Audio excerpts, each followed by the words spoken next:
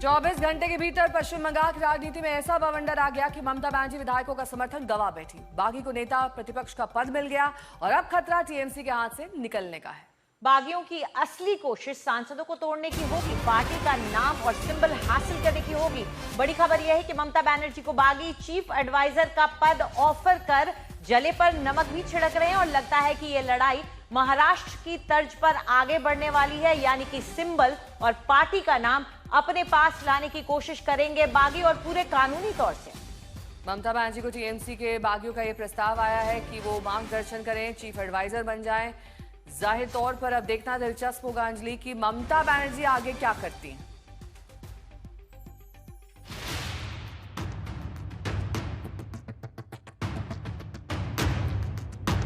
किसे पता था 5429 दिन सत्ता में रहने के बाद ममता बनर्जी अर्श से फर्श पर गिरेंगी। बंगाल की जनता उन पर यूं अविश्वास जताएगी कि तिनका तिनका ताकत बिखरती जाएगी। विधायकों का संख्या बल सिर्फ 80 पर सिमट कर रह जाएगा और सिर्फ एक महीने के भीतर ममता बनर्जी को बगावत की ऐसी आग झेलनी पड़ेगी कि पार्टी के हाथ से फिसलने का खतरा मंडराने लगे। पहले सुनिए बागियों के नेता ऋतव्रत बनर्जी की यह सलाह जो उन्होंने ममता बनर्जी को दी है। আমি আবার বলছি, আমি মাননীয় মমতা বন্দ্যোপাধ্যায়কে আমাদের এই পরিষদীয় দলের প্রধান পরামর্শদাতা হিসেবে থাকবার অনুরোধ জানাচ্ছি। তিনি থাকুন আমাদের পরামর্শদাতা হিসেবে।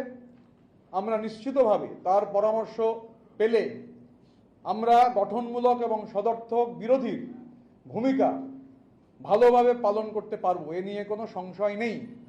তিনি থাকুন আমাদের পরামর্শদাতা হিসেবে আমরা তার কাছে অনুরোধ জানাই।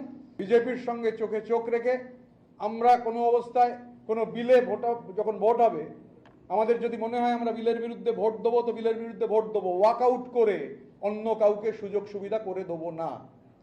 বিজেপি বিরোধিতার প্রশ্নে আমি আবারও বলছি যে হয় বিলকে সমর্থন দেবো বা বিলকে বিরোধিতা করবো, কিন্তু এই অবস্থান হবে না যে ওয়াকআউট করে গিয়ে অ্যাবসলিউট নাম্বার কমিয়ে দেবো। এটা এই রাজনীতি আমরা করব না। कल तक ये चेहरे ममता बनर्जी के आसरे थे।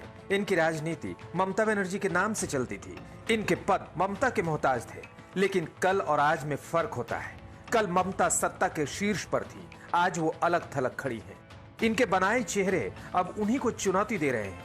ममता के सामने अब अपनी ही पार्टी को सुरक्षित बचा लेने का सवाल है, क्योंकि नेता प्रतिपक्ष के पद और दफ्तर पर बागियों का कब्जा हो चुका है और ममता बनर्जी हाथ मलती रह गई और कुछ नहीं कर सकी। You snatched everything from me, but you cannot snatch my morals. I will never bow down my head. कल जो कुछ हुआ ममता की राह में कांटे बिछाने की तैयारी है। सबसे बड़ा सवाल यही है कि तृणमूल पर कब्जा किसका होगा। असली तृणमूल कौन सी है, इसका जवाब यह है कि विधायक दल और सियासी दल अलग अलग होते हैं। स्पीकर सिर्फ विधायक दल को मान्यता दे सकते हैं। राजनीतिक दल के तौर पर टीएमसी पर कब्जे का फैसला चुनाव आयोग करता है। दूसरा सवाल यह है कि तृणमूल पर इस टूट के बाद किसका कब्जा रहेगा। मौजूदा हालात में चुनाव आयोग के फैसले तक ममता बनर्जी तृणमूल कांग्रेस की अध्यक्ष बनी रहेंगी। वो अपनी मर्जी से पार्टी में फेरबदल कर पाएंगी।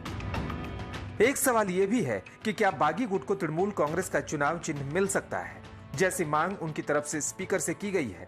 जवाब यह है कि पार्टी के नाम और चुनाव चिन्ह पर बागी गुट का दावा तब मजबूत होगा जब 80 में से 60 विधायकों की तरह 19 से 20 लोकसभा सांसद भी बागियों से जा मिलेंगे। ऐसी स्थिति में अगर फैसला उद्धव ठाकरे और शरद पवार की पार्टियों की तरह हुआ तो फिर यह अहम हो जाएगा कि किसके पास ज्यादा विधायक, सांसद और संगठन का समर्थन है।